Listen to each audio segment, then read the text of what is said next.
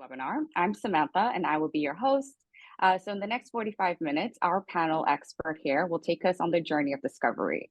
We're exploring the process of gathering, analyzing, and leveraging user insights to build successful roadmaps. So before we dive into the content, I will have each speaker introduce themselves. So Nick, let's start with you. Yeah, cool. Thanks, Sam. So I'm Nick. I'm a co-founder and director at Dualo, which is a research and discovery platform for digital product teams. Yeah, I'm really looking forward to sharing some of the insights, learnings that we have acquired along the way as running the company. So pleasure to be here, and yeah, great to be alongside some other great panelists today. Great. Thanks, Nick, for that. Daisy, would you like to follow? Yeah, sure thing. So I'm Daisy. I'm a product consultant here at Airfocus, and we're a dedicated product management processes software. So ultimately, my role entails a lot of speaking with a vast array of different product teams, understanding their unique problems and how their processes need to be improved, and then understanding how we can ultimately help. So yeah, I'm really looking forward to learning from my fellow speakers here today and share some insights also. Great, thank you for that. And not last, Ashley. Okay, hi, I'm Ashley, and I'm head of growth at Usersnap. Usersnap is a user feedback platform. And I think as the head of growth, I'd like to describe myself as a juggler of customer needs and also business goals, and also throwing in like creativity and tech.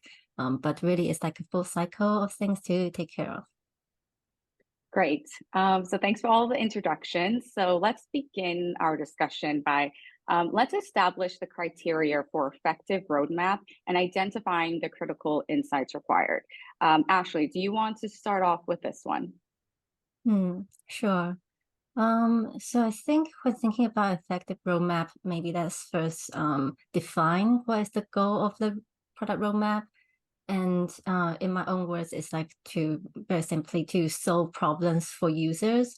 And to be able to be solving problems for users, I think you really need to understand what are the problems of your users. And I see these problems in two types. One is the pain points of your users' jobs, so what their jobs to be done, and what they're trying to hire your product to do. So what sort of pain points they have around their daily jobs. And then the second, I think also very critical type of insights and problems is the user experience type of problems. And this one, I think is a bit funny because so user experience problems, they often come when you are implementing a solution, when you are using a tool, when you're adopting a new process. So in other words, it can actually be the problems and challenges that a product creates for their users while the users are trying to use their product.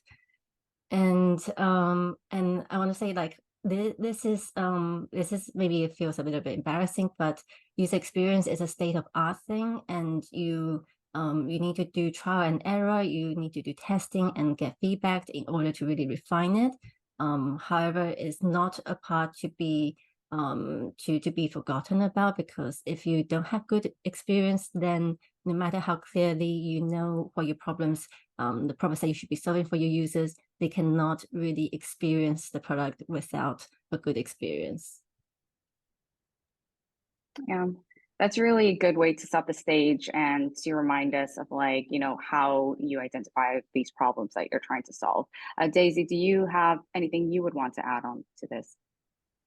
Yeah, I love that point about whether we have established if it is going to help us get to our end goals. And I think that's something that we really need to focus in on when we are trying to identify the critical insights is, you know, does this align with our company strategy? Is it something that aligns with our initiatives?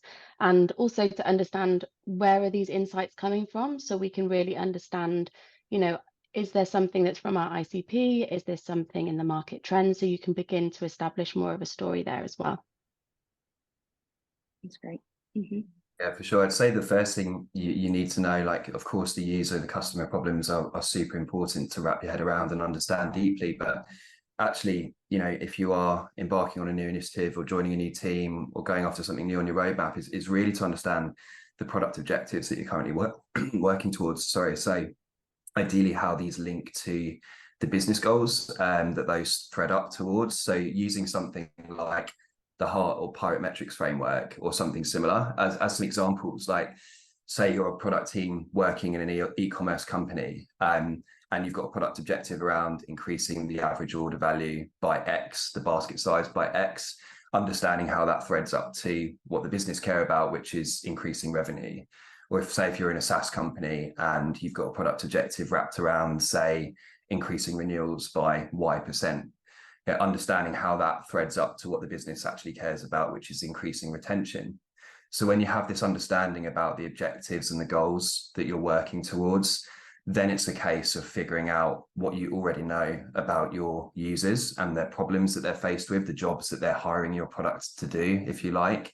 And you're able to understand, what do we already know in this space, and therefore what can we use to design new experience, new features, new functionality around, or actually do we have a huge gap in front of us in terms of our knowledge, and do we need to embark on some more discovery or some more research around some of the data points that we may or may not already have. So that's how I would sort of thread both of those pieces together. It's important to understand the business direction and also the customer problem, and the roadmap really acts as that sort of bridge between the two.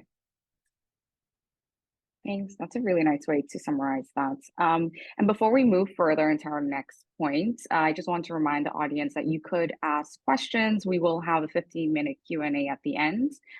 So as the discussion is happening, and if you have a question, feel free to submit it at the bottom.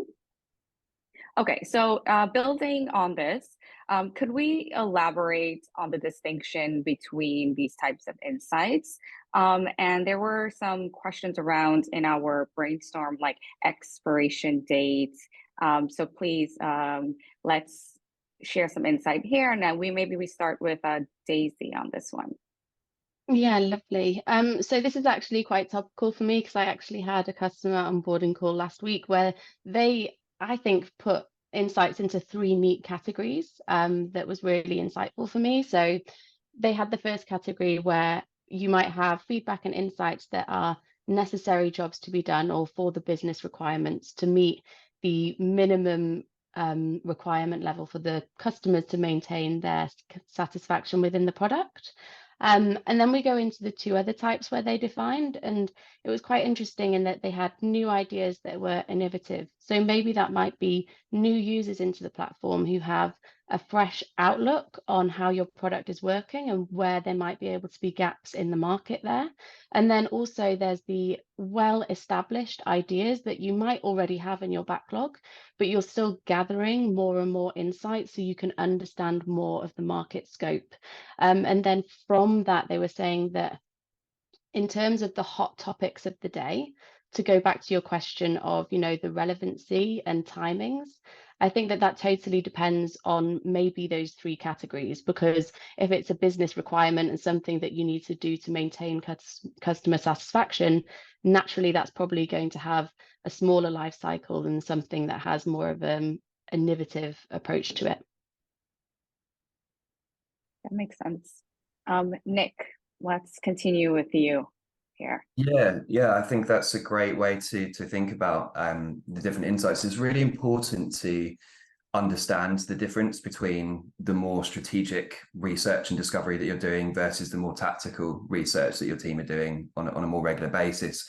So strategic insights are foundational. They have a broader reach, often spanning across multiple domains, and will likely hold longer term value. So an example of this might be understanding the desired outcomes for a customer segment, or identifying perhaps the emerging trends in the market. The purpose here is to uncover fundamental human behaviors and psychologies that rarely change, right? At least not in a short amount of time, and can remain valid for many years to come.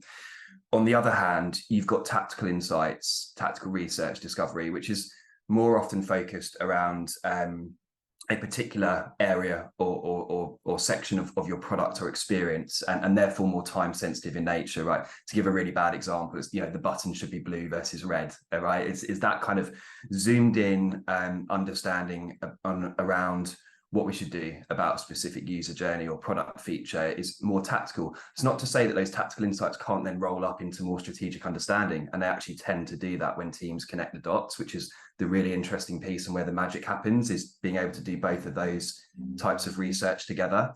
And so to bring it back to your point about expiry date and how long does research last, which is a really interesting thing to think about. It matters less actually when the research was done, although that's still a really important factor, but more the types of insight that were discovered and the implied shelf life that they therefore hold. Yes, this makes sense. Good points here. Ashley, do you have anything to add on this one? I mean, I would really echo what Daisy and Nick has said. I'll maybe add that I think to have context around insights is very important, like who said it, and this who, are they still a customer? When did they say that? Has the market changed since then? And because I think the same piece of insights, let's say a feature request, it can be interpreted for both strategic as well as tactical needs. But then by storing the context around this feature request, for example, then you have the possibility to re-examine and then see if it's still relevant, if it's let's say if it's expired or not. Yeah, this is good point. Okay, so I also see some questions coming in, but we'll save that towards the end. So maybe we'll circle back on this particular point of expiration dates.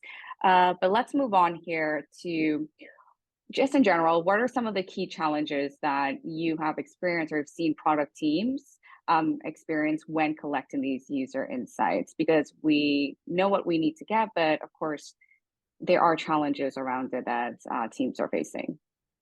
And Nick, let's start off with you today.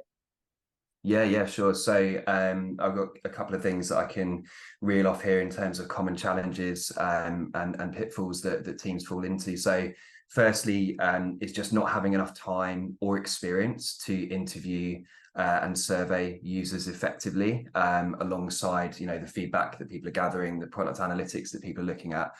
And this is really 101 stuff that it boils down to, being able to understand how to open and closed questions effectively, and not introduce bias into the research process. So that's one thing that we see a lot of teams falling victim to. Another thing is, not knowing how to distinguish clearly between an anecdote, something that's been said once by maybe one person or one group of people, versus an insight, which is a much deeper understanding that comes from doing additional digging around what's being sort of passed your way by customers in terms of requests for X, Y, and Z. And that improves naturally, as with anything, it improves naturally with the more experience that you have, and as your research maturity, discovery maturity increases as a team. And I think the final bit I'll touch on here is, time from research to roadmap. It can be a very long process depending on the methods or techniques that you're using, and should be looking to experiment as much as we can along the way. But typically you're going to go through some form of research, some form of design, some form of planning, and then it's going to go into your roadmap and go into the world of delivery. And so you've got to make sure that you've got enough time carved out or protected for your team to make sure that you are allowing the right amount of space to do the right types of research. So this comes down to protecting capacity of the team, and over communicating on the value of research and discovery and your roadmap. And a solution that I've used for a very long time is a dual track roadmap. And what I mean by that is a roadmap that not only looks after delivery, but it also talks about what's coming up next, as in what are we currently doing discovery on that will inform the future delivery part of our roadmap. And armed with both of those things, you're in a really powerful position then to manage your stakeholders, manage your team, and make sure that everyone's on the same page when it comes to the power of being user-led, insight-led as an organization. Yeah, I like that. For when you say like giving enough time to your teams for these research, like, do you is there a ballpark? Do you have any from your experience, or does it really depend on what you're looking at? It flexes based on the amount of insight that you have, right? Your roadmap will have a certain level of strength, right? There'll be times where you are in a position where you've got so many feature ideas, so many ideas for new products, so many design solutions that are being tested, that you really can actually ramp down on the amount of discovery that you're doing and focus more on validating the best solution. But there are also times where your roadmap might be looking a little bit dry or a bit crumbly, and ultimately you don't want to get to that position as a product team.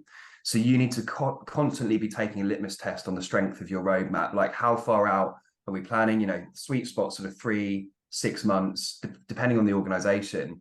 And if you're starting to see that beyond that, the roadmap's getting a little bit hazy, or there's not really much by way of starting to break down epic level into feature level, that's when you need to be starting to ramp up the discovery again. There's this concept of continuous discovery, and that's ideally where any team should be. But there's also a reality of the world that, there are many things that product teams end up doing and focusing on. So think about it as levers, really, in terms of ramping up and ramping down your discovery based on the strength of your roadmap. Yeah, that's a really great way to explain it. Thanks. Ashley, do you have something to add on this as well? I was saying the key challenges, maybe I'll take a kind of like some insights from Usersnap. As I see the challenges people face when collecting user feedback with Usersnap. So again, there are kind of like two types, and I find this very amusing because one type is that they have too little feedback, they don't have enough feedback. And then the other is the complete opposite. They have too much, they have way too much. They don't know how to handle the insight. They don't know how to analyze it. And over time, I have discovered that these two, although they're on the two sides of the spectrum, they are facing the same challenge, which is being able to connect the dots and find patterns. So for those that don't have enough insights, you need to be able to map a user feedback to a user segment, and then define how significant, how important that user segment is and for your business. While the other side, that you have too many feedback, then you need to kind of zoom out. You need to see if these group of feedback, how they can be grouped into product topics, and then how that can be connected with business KPIs, for example. So yeah, this is like connecting dots and finding patterns, and also I think going back to like having the context around these insights to be able to zoom in and zoom out as you wish.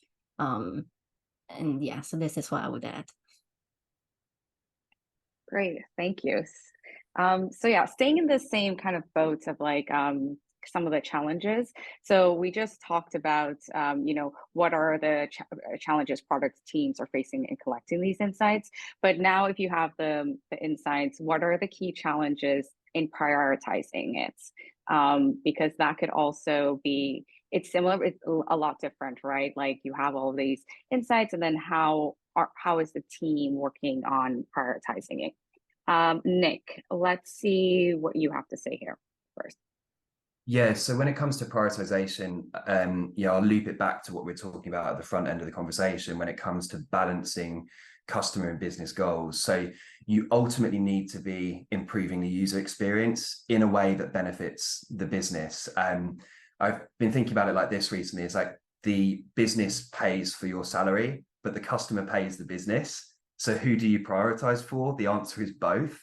So you've got to take that into consideration, and balancing that alongside JFDIs, or working on stuff that just can't be messed up for the business, things like security, as an example, data security, alongside trying to innovate, and carve out that space for the stuff that Daisy was talking about there in terms of the types of insight. How do we deliver new experience for our new and existing customers? So for me, it comes down to really focusing on understanding the reach and the impact of the work that you're proposing to do. So there are frameworks like the RISE framework, and if you take the reach and impact part of that and understand that you should be prioritizing your work with that in mind, so that you're effectively building something that's going to really increase the adoption of that new release, really drive revenue, acquisition, activation, whatever you're focused on. That's what you should be having in mind. So this comes down to good segmentation of your users effectively, and a good understanding of your product objectives, so that you can pick the right features to drive the right metrics for the biggest amount of people. That's a good way to set it up. And when you're finding this balance, it's really and Daisy and Ashley, you can feel free to jump in here. It depends, right? There's no right formula here to say, okay, you should be doing this amount that's feeding your business side and like your customer. Like it depends. Yeah, exactly. You've got to. It's part science, part art. I don't think anyone can argue that when it comes to products. Yeah. There are frameworks. If you have slightly more numerical product manager, product teams that will be putting together spreadsheets and ranking this stuff and trying to score this stuff, versus people that will be more leaning towards listening to customer feedback, output some interviews. I mean, ultimately the magic happens when you combine both of those things. But in reality, again, until you put something out there, you can go through all of this discovery and testing, and then actually the real insight comes when people start to use this, because it's very different someone saying, I will do this, versus actually using it. Those are two very different data sets from your customers. And so all we're doing when we're doing research and discovery to drive a roadmap is decrease risk and increase confidence. That's all we can do. And that comes down to trying to balance this as best we can, use as much data as possible, and then launch with the highest confidence that we can, and continue developing once live. That's how I found it in our experience. Thanks, Nick. Ashley. First, I would like to say, in our growth team, we also use the RISE score to prioritize like our growth campaigns. And the C in the RISE, the confidence, that is always such a difficult thing to put a number on. And also true. Like depending on different people, you have different confidence level on different things, and that's like based on your experience or your knowledge. But one thing I find really difficult to do in prioritizing is it's actually saying no to things, and you have to say no in order to really put your focus on the business objective and your product objectives. And that is actually, I think, hand in hand, because when saying no, my learnings is that to be able to steadily say no to a customer, which is for me is a personal a very difficult thing, to look someone in the eye and say no. We'll not be doing that even though you wanted. So my learning is that you need to have a principle, and that is basically your product vision, the blueprint for your product roadmap. And when you're clear who you're building the product for, what you're building it, what benefits, what value you're trying to produce, then you have that ground that you can stand on to be able to say no, and also to communicate this vision to your users, which from personal experience, I find users and customers, they have the capacity to think with you, to grow with you as well. And by transparently sharing this, you also would be able to gain respect and gain kind of like buddies along the journey that you're heading. It's a great way to put it. Oh, Daisy, I don't know. Daisy, we cannot hear you. Sorry. Give up, Daisy. How about now? Yes, you are back. Lovely. Would it really be a webinar without any technical difficulties? No. Okay. No, I actually just wanted to go back to your point, both your points about the frameworks, because I think that was a really interesting point, because not every single product team has the same way of scoring and necessarily want to score with RISE every single time. And you're quite right that different teams might want to have their own ways of working. Like quite recently, I actually had a team who said, hey, we don't use rice, we use Bryce, because they created the business impact and then revenue impact part of that. And I think it's having the freedom to be fluid with that kind of way to prioritize. But also going back to your point, Ashley, about having the freedom and the confidence to say no is so important, but also having the transparency of why you said no. So whether it's internal stakeholders or external stakeholders that you're dealing with, the more transparent you are with these stakeholders of why you've made the decisions that you've made, actually, I think that establishes trust in your decision-making process as well. So it's not necessarily just throwing numbers at your stakeholders saying, hey, this score is higher and that's why we're doing this. Actually having a relationship between this is the feedback you gave us, and it's not necessarily contributing to this objective at the moment. So it's not a no forever, it's a no for now. And I think having that transparency on your workflow, I've seen is really beneficial to teams as well. That's a really good point to add in there. And on that, and we'll stay with you on this question, Daisy, can you share some examples of how collecting these user insights has directly influenced the success of the product roadmap? Yeah, of course. So recently, I mean, I don't want this to come across as a plug, but we have a new feature in Airfocus as a really good example when we're talking about insights.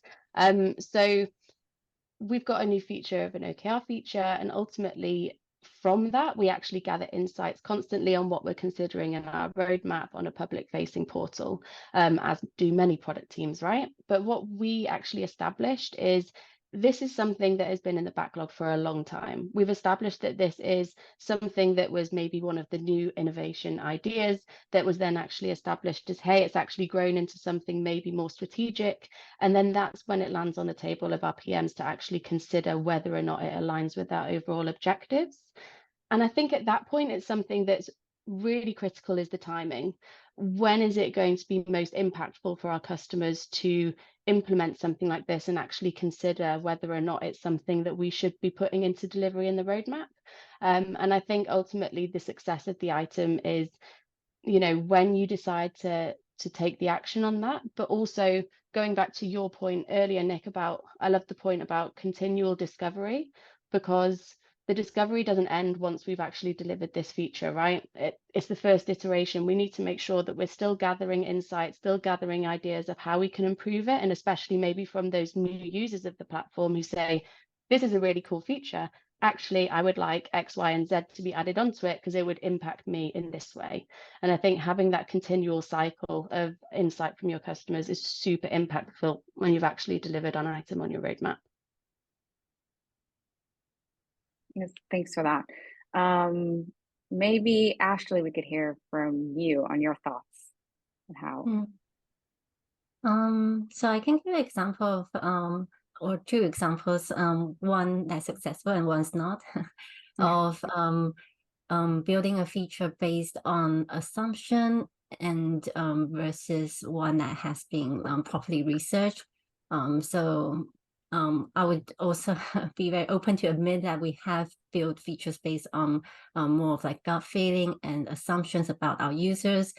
And then when we release a feature, we find it so difficult to promote it for people to start using it. And the numbers is something like, you know, it's so difficult to even get 5 users to be using it. And they don't even see why they should be using it. It's not even about, okay, can they actually use it? Versus the types of features that we should base on very concrete user feedback and feature request, then without hardly any promotion, the adoption rate easily goes up to 70% and above. And I think it's also for the business to think about, like, there are certain costs that comes with like before the product and like before you ship the product and afterwards.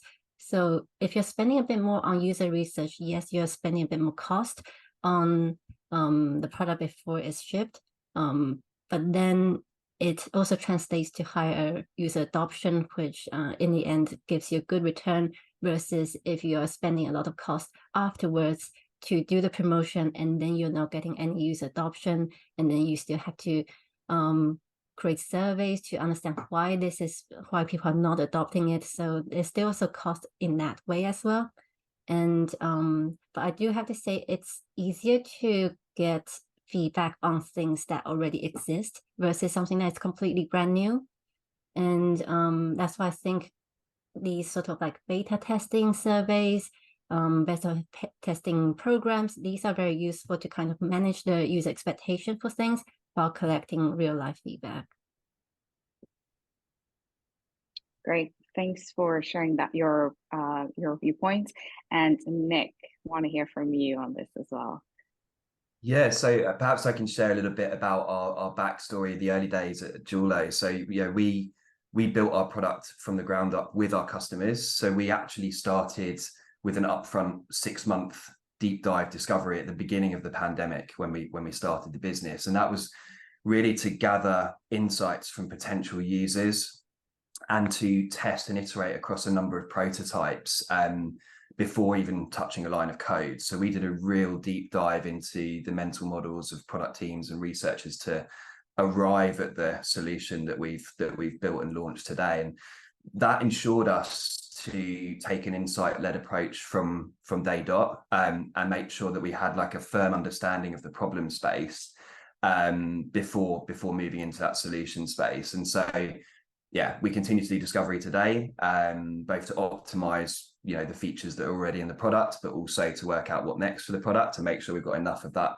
road ahead of us that I touched on earlier. In terms of real examples of how product teams are using Dualo to improve their roadmap, and it gets very meta at times at Dualo, we're going to be releasing a ton of case studies to our website over the next few weeks about how product teams use the tool to collect user insights for their roadmap across the company. Just think how much great data you've got across teams and companies. And that's how you start to do this at scale, is to use a system to aid the process. So yeah, so hopefully that's been an interesting insight into how we approached it as a company. No, it really is, and probably like a whole webinar topic on its own, talking about how you actually scale this insights across different teams, and something we're always talking about at Usersnap. So maybe I'll schedule you for another follow-up webinar. Sure. But to go along here, this is probably one of my favorite questions, or just I'm really interested to learn a bit more on. And Daisy, I will start with you on this question. How can organizations ensure they are collecting diverse and representative user insights to avoid the bias in their roadmaps? I think everyone has different experiences. So yeah, let's start with you. That's the beauty of diversity, right? Yes. But no, I think you should have a whole webinar on this topic. I love this topic. And I think that when we're talking about it in the context of insights, if we're going through the story of where your feedback comes from initially from your stakeholders, it's really keeping those barriers as low as you possibly can, so you can encourage as much influx of insights from different stakeholders. So establishing what your minimum criteria is, do you want to establish whether it's critical or whether it's A, B, C, whatever is important for you to establish. And then once you have those diverse insights in your platform and you can actually go in and do your research, it's actually being able to take those insights and understand the stakeholders themselves. What are their perspectives? What are their opinions and experiences, maybe of your product or maybe in general? And then once you have those and you're doing your research, I think that it's twofold, right? It's not just trying to get a diverse set of insights in so you can analyze and do your research. It's actually being able to come at it from a diverse approach as well. I think it's Georgie Smallwood did a talk about diversity in teams and high performance. And actually that directly correlates here, where if you have a team where you have a diverse set of life experiences, you can actually take those insights and interpret them differently, be able to translate them into maybe different interpretations of whether it's features, epics, initiatives, and you can then actually use that to align with your strategy in a way that hopefully is going to have the biggest customer impact possible. That's great. And it's also important to highlight that the diversity works on both sides. Like it needs to be there. Exactly. All right, so let's see. Nick, I'll come over to you now on this. Yeah, sure. So I think they're great points that Daisy's already brought to the table. And so to add to that, when I think about diversity, I think about data as well. And that's probably just the nerd inside of me. But ultimately, how do we bring together qualitative data, interviews and feedback, and marry that up with quantitative data like surveys and product data? And Ashley was touching on this earlier when she was talking about context and breathing life and data in strengthening the insights that you understand about your customers. So it's about really understanding how to use a diverse mix of methods. Looking at product analytics, feedback, interviews, surveys. There's tons of methods out there, but those four I would say are the typical ones that most product teams are using today. And then you have full-time researchers that bring a whole nother level of experience and deep insight to teams. And so by applying what we would call a mixed methods approach to your research and discovery allows you to not only strengthen your insights but build the bigger picture surrounding your product, and helps you to avoid bias, helps you to spot patterns, helps you to, as Daisy was touching on earlier, go to your stakeholders with confidence around why you're saying yes or no to something. And the best way to improve at that, is partly just by doing, of course, but actually to look at, bringing on a full-time researcher or investing in some good support by way of a research and discovery coach to help your team get better at this. And collecting insights for roadmap success. That's another thing that we help with at Dualo. Being able to learn from people that have been through it before, and it's amazing how quickly you can improve and really deepen and strengthen your approach to discovery and therefore your roadmap. That's really great, and I like the point that that it's okay, you could have a research coach that could come and like help you give, because there's also their whole other discussion on like, well, how do you like learn these techniques, or how do you know what you're doing is not correct? And we need those resources. But before I continue on that, Ashley, I would love to hear your thoughts on this as well. I will totally agree, like mixing qualitative and quantitative data, this is very important. Because with the quantitative data, you have numbers, and numbers don't lie, but they don't tell you why. It sounded a bit better when I said it yesterday. But yeah, numbers don't lie, they don't tell you why though. And on the other hand, people lie. Or but let's say people, they can say things that don't actually reflect their behaviors. And so comparing the two is really essential to get like this unbiased and whole and holistic kind of understanding around how you interpret the data. Another thing that I would say is, this may sound a bit counterintuitive, but don't act too quickly.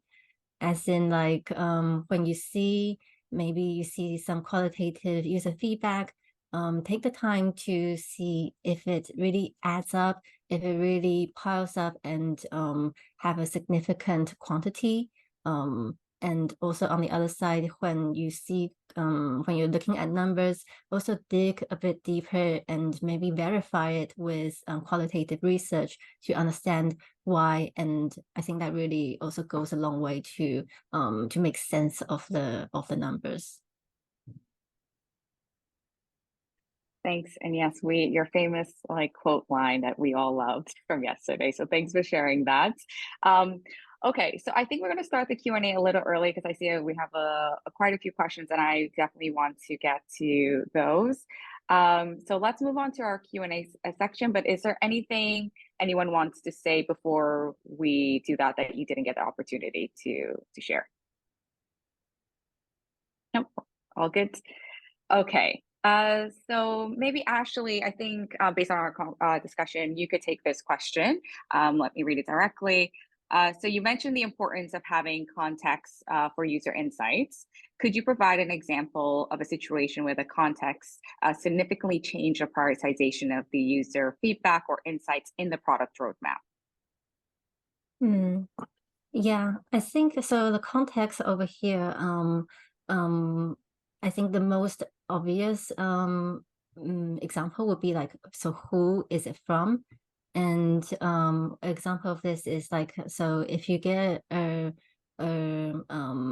feature request for from a group of users that you are targeting, that you are working towards, because you know that they have higher lifetime value, and you're really focusing to fulfill their needs, versus if you get a feedback from someone that has just signed up for your product for 2 days, then this context really changes how you would prioritize, how what's the weight you would give to this piece of insights. So that's kind of an obvious example. Really good. Okay, thank you. And then, okay, let's move on to the next question. Daisy, I'll give this one to you. How are you currently building the trust with your users? Because I know you, even on our call yesterday, this is something we talked a lot about. Yep. Some requests that are not always being delivered, like how do you effectively communicate and engage? And then also there was one other question in the Q&A chat that you could combine with this. Yeah, lovely. So yeah, I am more than happy to answer that. I saw that Robert, you asked how long you follow up on delivered features. So I think this wraps into this perfectly. I think that first of all, establishing that acknowledgement of feedback is actually establishing that connection between when they leave it and establishing that two-way communication. I'm not necessarily saying that, you know, if somebody requests something, you need to give them a monthly update of whether or not it's going to happen, because let's be frank, that's not going to be sustainable for very long.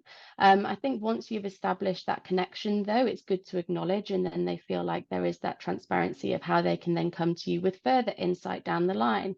And then if they come to you for an update, going back to my point about transparency on understanding the connection between the feedback, insight, and roadmap, and ultimately the objectives, actually having those conversations where you can justifiably explain why something is or isn't happening is ultimately going to help you there. And that's something that we do daily here. I mean, we have a clear example of where we can actually see what is and isn't being done in the roadmap. And you can actually, you know, have that line of communication with your customers as a two-way thing. And it's organic, right? I think that's really a key word when we are talking about when people are leaving you insights, is that you want it to be as organic as possible and for them to feel the freedom to come to you with these ideas. So I would say acknowledgement, and also don't kill yourself trying to keep people up to date every month, because that's not going to be sustainable for very long. No, that's and just to maybe if you could share some examples, Daisy, and maybe Ashley as well. When you're communicating with your users, like you said, you don't need to do it all the time, but how are you communicating with them? So when you get the user insights, is it right away replying and letting them know that, okay, you know, starting the trust building by we are thankful that you shared your feedback, etc. So maybe share some ways of how you're communicating this will be nice. Yeah, definitely. I think from my perspective, when I'm talking to customers on the daily from different backgrounds and then within the product space, actually having the transparency over my roadmap and when they leave feedback, I already have a very good idea of what is and isn't likely to happen because of that established transparency internally. But I would say that normally it comes through organic conversation. Quite frequently, for example, yesterday, there was some really great ideas that was coming from a new user of our tool. And all you have to do is establish then and acknowledge it, saying, that is really great feedback. I'm going to go and leave that to the team. And then as soon as I have any updates, I'll get back to you. And in a couple of weeks, I've got a call and I'll most likely just mention where they're up to. So I think that, like I said before, trying to keep it as natural as possible and not as regimented and on a case-by-case basis really keeps that human element of that interaction as well. Great, thanks for sharing and further explaining. Ashley, do you have anything you'd like to share on processes here? I'd like to share a very specific use case, and it's also a bit of tied with Usersnap. So, like what we do with our feature request, we label them into the themes, and then that helps us to identify like if this product topic is like how significantly is it relevant. And it also works for when we have improvements in that area, we can go back to the feedback that has those labels and then just very easily circle back to the users to either let them know, okay, this is in progress, sometimes even invite them to do some interviews and tests, or to tell them, hey, this is shipped, try out or be the first to try out. And I think that is a really easy way. And I'm very glad that we can do it with Usersnap. Like this just kind of closes the loop very easily. Great, thanks for sharing that. Okay, Nick, maybe you could take these next two questions I have. The first one, how much of your time do you spend on strategic research versus tactical? And how much do you invest in research of the whole time? Yeah, sure. So I think I've talked about the latter part already in terms of like gearing up and down on your discovery and research. But regarding which types of research to focus on, strategic versus tactical, it really comes down to your current objectives. So let's take the example, you've got the objective currently to increase conversion by X%. That's an optimization goal at the end of the day, right? So it's incremental change, it's tactical changes to move the bar forwards that's going to result in revenue generation for the business. And so it's tactical research. We'll want to be looking at the buyer journey. We want to be looking at the experience from moving from A to B. And are there anything that we can do there to optimize and improve the experience to help us reach that goal? So you're much going to be focused on a specific task within a specific remit. And so that tactical type of research is going to be what you want to be doing there in that optimization use case versus, perhaps an objective around look, we need to use what we've delivered in the market to the UK to now capture a part of the market in Germany, which is going to require a lot more deeper strategic research to understand, the market, buyer expectations, which you might lean on your product marketing manager, your marketing team for support with, but also how much of your existing product can you lift and shift and retarget at that new market. And so that's going to require a lot more deeper digging into understanding how exactly to do that. So the type of research that you deploy at any time will depend on your current objectives. But as I mentioned before, it's important wherever possible to balance these tactical insights, tactical research with strategic insights and research. That's where the magic happens, and it's where healthy, impactful roadmaps are built. Great, thanks. And then the other question that came in, I think also from Robert here, how do you prioritize feedback from users for your roadmap? So the enterprise customer versus a smaller plan is requesting something. So yeah, this is also, I'm interested to hear your thoughts, and also others could feel to jump in if you have an opinion. Very good question. So if this is part of closing any deal, and it's the same revenue, 20 smaller customers every single time. And that's the reason why, is to protect the roadmap, right? You have a vision in place as a founder, as a company. And if you're able to gather feedback across 20 people that aren't going to, have the ability to steer you off track and provide you with much more diverse range of feedback and data points every time, we're going to choose the 20 customers over the one. Unless that one logo was particularly impressive, or maybe there's a multi-year agreement in place, or there's a particularly interesting and supportive partnership opportunity there. Regarding your existing customers, which I think the question's more angled at here, this gets slightly more political. So this comes down to, firstly, the terms that you have in place with your customers. You've always got to look at that, and if there's any particular agreements that have already been made there, because that can really derail things and help you make a decision very quickly. But also the relationship with each customer, as in, are these customers, or is this big enterprise customer a moderate user or are they a raving fan? Are you going to get a load of referral benefits from doing this outside of contractually what might be in place? So to bring everything back to the point that's, you know, sort of keen on hammering home today, is that you've always got to think about this in terms of impact and what that means for you right now. So are you still working on developing the core product?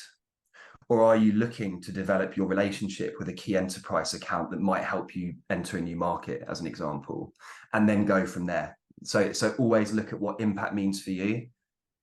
Look at the legal contractual stuff in place, of course, when you're playing with enterprise. But think about what impact means for you today, and then make the decision to move forward in that respect. Yeah. Really good answer. That clarified a lot. Now, just we have a few minutes. I'll give us some time to, if there's anything else we would like to share, but maybe I've heard a lot in the discussion today about, you know, it's really balancing the insights you're getting, but also taking into consideration, like, okay, is it tied into the business objective and your strategy, right? In today's market with things on a constant change, how are you seeing the strategy or objectives like changing? Are you sticking really closely to what you decided? Like, is it too much change is not good? Any thoughts on that when it comes to like the strategy? Because now we are being able to see that your user insights really are driving based on your business objectives here. Mm-hmm. One key differentiator that I've seen in the trends of insights that we've been getting is that the market is looking to be ever more efficient. So understanding what capacity they have, whether or not it's going to, in their use case, actually contribute to their objectives, and some of those objectives are financial, because naturally the way the market has been over the last couple of years, we are needing to be a lot more stable in how, you know, companies can be self-sufficient. So that's definitely a trend that I've been seeing in the insights we're getting, is that teams are very conscious now that, you know, the money that they're spending is going to be more analyzed within the organization. So they need to be able to justify the value it's going to bring to them. Absolutely. I think everyone will probably echo that a bit here. Yes. Yeah. Agreed with that totally. And from my side, I think there's three things that we've been seeing, or three shifts, given the recent changes to the economic climate, the tech crisis, all this stuff that's been happening in the economy, and where we're working. And the first of that is more of a switch to a focus from new customers to retention. So how do we make sure that the bottom of the bucket's not falling out, and that we're able to at least sustain, but if not thrive in these times? And so a lot of teams are moving to a retention-based focus, which is a great thing, because it helps with, you know, existing experience in terms of products and services and things like this. I think a lot of companies tend to, at least in the early days, sort of forget about their existing customers somewhat. So that's been a positive change, as well as, you know, robust business models. That's been a positive change from the recent changes in the climate. The second thing is you know, looking to leverage existing data.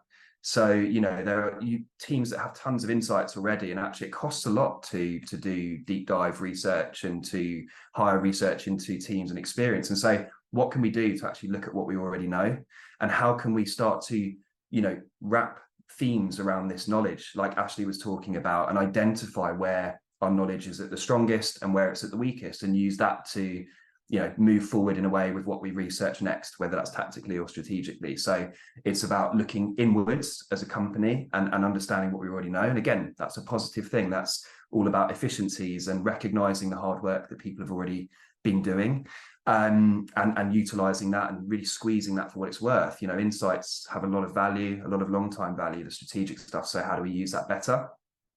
And the final piece, I think, is, you know, is this motion of product-led growth. And so, you know, in these times where budgets are tighter or being frozen, and you know, people aren't necessarily able to enter into sales conversations more traditionally speaking, you know, being able to try before you buy, and being able to offer something, a freemium, free trial, reverse trial, whatever that is, to your customers, so that when the market starts to pick up again, and when conversations come, more and more conversations come back onto the table, things level out a little bit more how they used to be in terms of spending and budgets. People have already had the opportunity to explore, get the value from your product, and then it becomes a case of streamlining, you know, closing the deal and getting them on board as a paid customer. So those are the three things I've seen: retention focus, leveraging existing data, and product-led growth and product qualified leads as a result of that.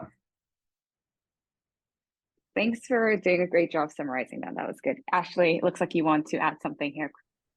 I'll just add, because I think what Daisy and Nick has said is has really covered everything, like how teams need to be more sustainable and all that.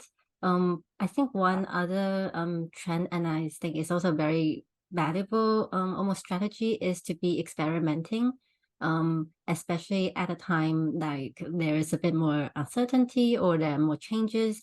Doing experiments can really help you to learn what would be the way to go, what would stick, and also to find new creative ways to somehow kind of monetize the value that you're already providing.